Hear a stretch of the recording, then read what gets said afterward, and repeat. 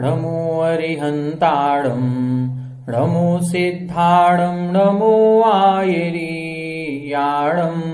नमो वज्रायाणं नमो लोये सवसाहूढं जीवमजीवं दौवं जिणवरवसहेण जीर्णे दिट्ठं देविन्दविन्दवन्दम् वंदे तम सौदा शिरसा। 1008 श्री मूलनायक आदिनाथ भगवान की जय। द्वासांग जिनवाणी माता की जय। आचार्य श्रेष्ठ आचार्य गुरुवर श्री 108 नेमीचंद्र सिद्धांत चक्रवर्ती महाराज की जय। आचार्य श्रेष्ठ आचार्य गुरुवर श्री 108 विद्यासागर जी महाराज की जय। जगत पूज्य निर्यापक श्रमण मुनि पुंगव श्री 108 सुधा सागर जी महाराज की जय। समस्त मुनि संघ की जय।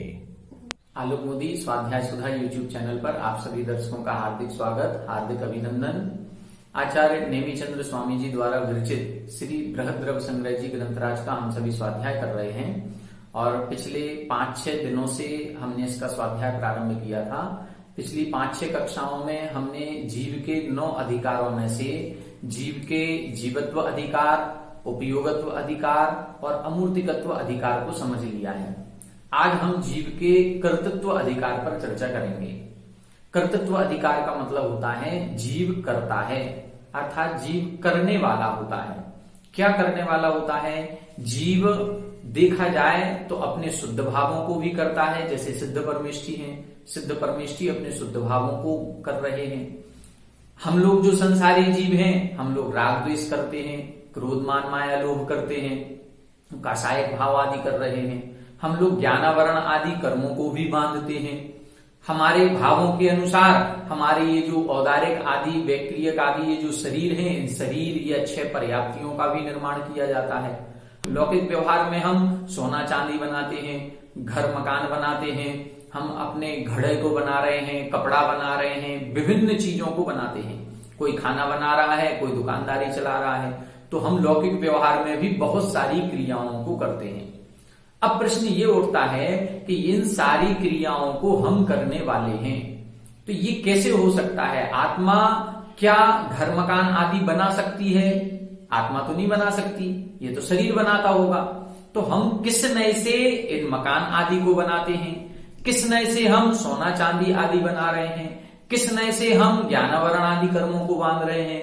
किस नए से हम शरीर आदि को करता है? किस नए से सिद्ध परमेष्ठी जैसे शुद्ध भावों के कर्ता होते हैं, वैसे हम शुद्ध भावों के कर्ता हैं। आज की कक्षा में इसी का वर्णन यहाँ पर आएगा। आइए पहले गाथा का उच्चारण करें, फिर इसका अपन अर्थ समझते हैं। पुग्गलकं मादीणं पुग्गलकं मादीणं कत्ता व्यवहार दो दुड़े छेदो कत्ता व्यवहार दो दुड़े छेदो चेदणकं माणादा चेदणकं माणादा शुद्धणया शुद्ध भावाणं शुद्धणया शुद्ध भावाणं पुग्गलकं मादीणं पुग्गलकं मादीणं कत्ता व्यवहार दो दुड़े छेदो कत्ता व्यवहार दो दुड़े छेदो चेदणकं माणादा चेदणकं माणादा शुद्धणया शुद्ध भावाणं शुद्धणया शुद्ध भावाणं। एक बार आप लोग उच्चारण करें। पुग्गलकं मादीणं कत्ता व्यवहार दो दुड़े छेदो चेदणकं माणादा शुद्धणया शुद्ध भावाणं पुग्गलकं मादीणं कत्ता व्यवहार दो दुड़े छेदो चेदणकं माणादा शुद्धणया शुद्ध भावाणं। देखें यहां पर बता रहे हैं पुग्गल कम्मादीणम कत्ता व्यवहार दो आधा। तीसरी लाइन में सबसे लास्ट में लिखा है आधा। आधा का मतलब होता है आत्मा। आत्मा कर्ता करता होती है। व्यवहारदो व्यवहार नय से, किसका? पुग्गल कर्मादीनम पौद्गलिक कर्म आदि का। आत्मा व्यवहार नय से पौद्गलिक कर्म आदि का कर्ता होती है। पौद्गलिक कर्म में क्या क्या आएगा? हमने जैसे अभी आपको बताया, मैंने खाना बनाया, मैंने घर बनाया, यह शर्ट मैंने बनाई। तो ये जितना भी व्यवहार किया जाता है जो लौकिक व्यवहार में, उस सबको हम पौद्गलिक कर्म कहते हैं। अथवा जो ज्ञानावरण आदि 8 द्रव्य कर्म होते हैं, इन द्रव्य कर्मों का कर्ता मैं हूं। ये मैंने ही तो कर्म किए थे ऐसे, जिसका फल मुझे आज भोगना पड़ रहा है। तो ये जो मैंने पूर्व जन्म में कर्म किए थे, किसने किए थे? मैंने किए थे।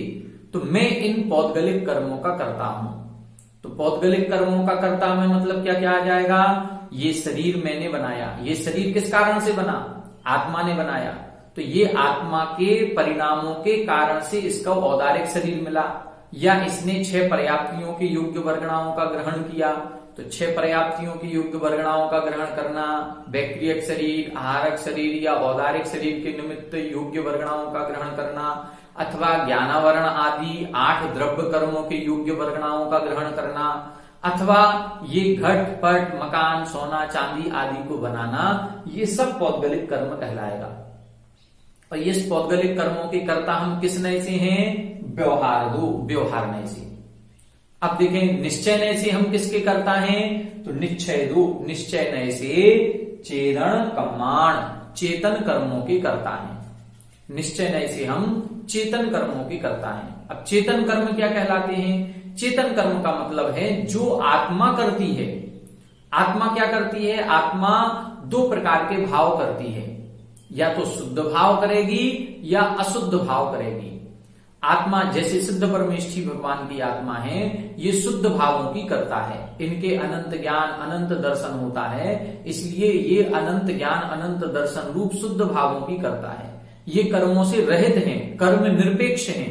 जब कर्मों से रहित हो गए हैं, आत्मा का शुद्ध स्वरूप प्रकट हो गया है, तो शुद्ध आत्मा हमेशा शुद्ध भावों की ही करता होगी।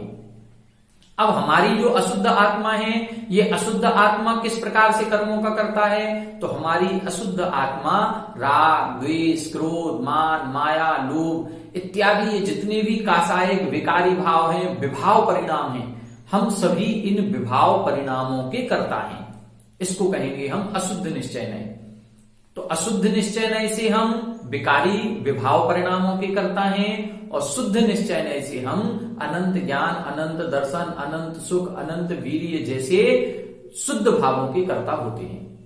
तो इधर निश्चय नय से हम 2 चीजें लगाएंगे। निश्चय नय से 2 बातों को हमको देखना है। शुद्ध निश्चय नय से शुद्ध भावों के कर्ता है, शुद्ध नया शुद्ध भावाणम। यदि हम निश्चय नय के 2 भेद कर देंगे, इधर निश्चय नय से 2 भेद, शुद्ध नया शुद्ध निश्चय नय से शुद्ध भावों के कर्ता हैं, और अशुद्ध निश्चय नय से चेदन कर्माण चेतन कर्मों का। चेतन कर्म कौन से? राग द्वेष आदि चेतन कर्म। ऐसे भाव कर्म जिसको हम कहें, जो राग द्वेष क्रोध मान माया लोभ, ऐसे भाव कर्म जिनसे पौद्गलिक कर्म बंधते हैं, जो आत्मा का स्वरूप नहीं है, जो आत्मा का शुद्ध स्वभाव नहीं है, ऐसे परिणामों को करना वो चेतन कर्म कहलाएगा। वो किस नय से कर रहे हैं? अशुद्ध निश्चय नय से हम कर रहे हैं।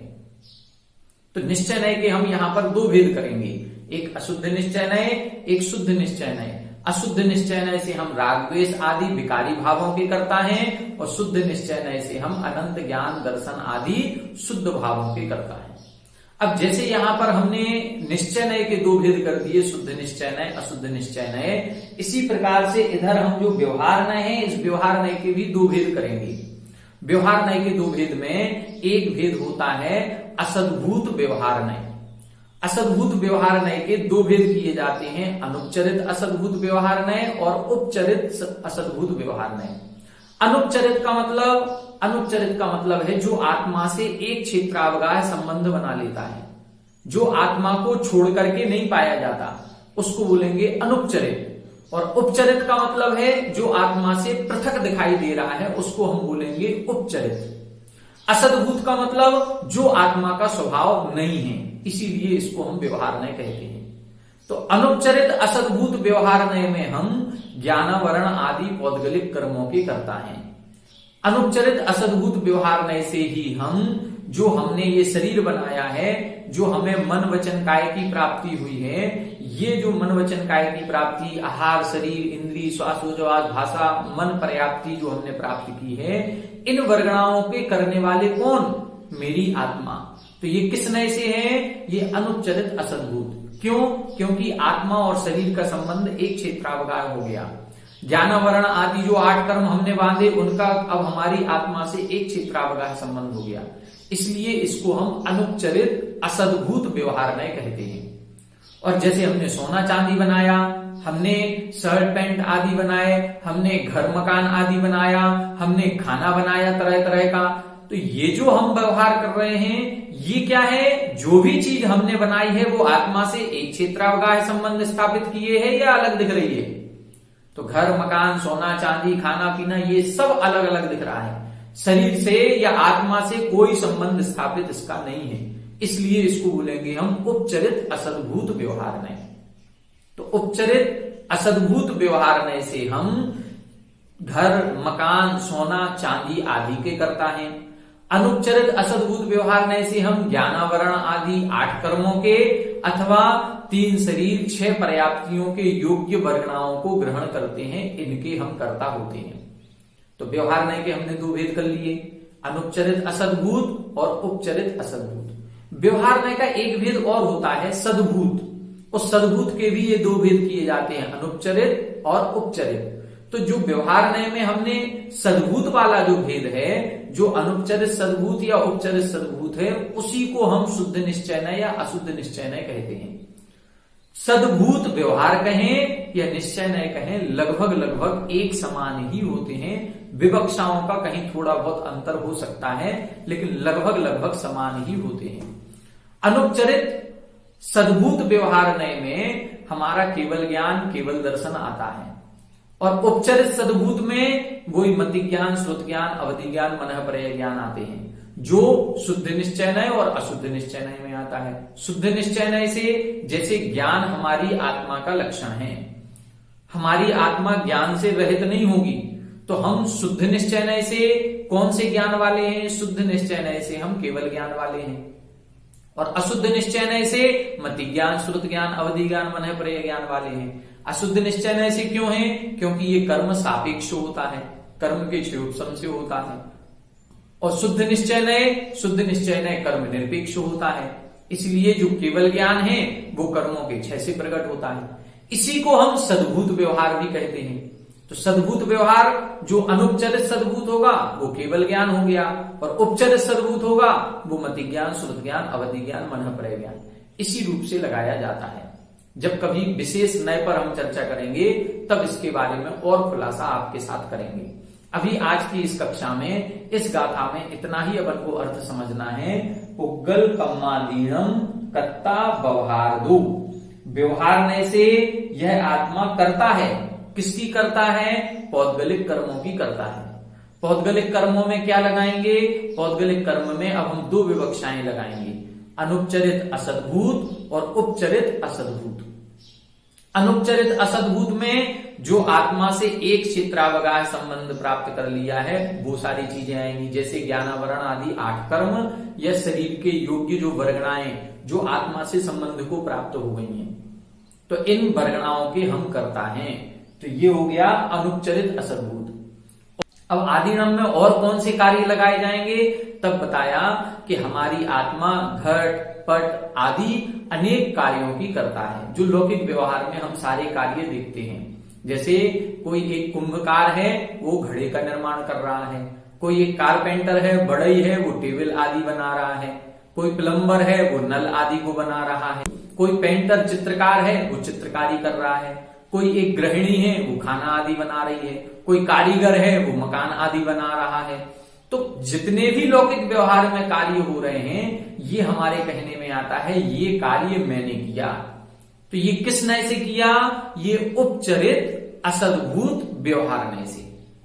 क्यों? क्योंकि ये सारे कार्य जितने भी हैं ये सर्वथा पृथक दिखाई दे रहे हैं, ये आत्मा के एक क्षेत्रावगाह रूप से संबंध स्थापित नहीं किए हैं। इसलिए इनको बोलेंगे उपचरित असद्भूत व्यवहार नय। तो आज की कक्षा में हमने ये कर्तृत्व अधिकार को समझा।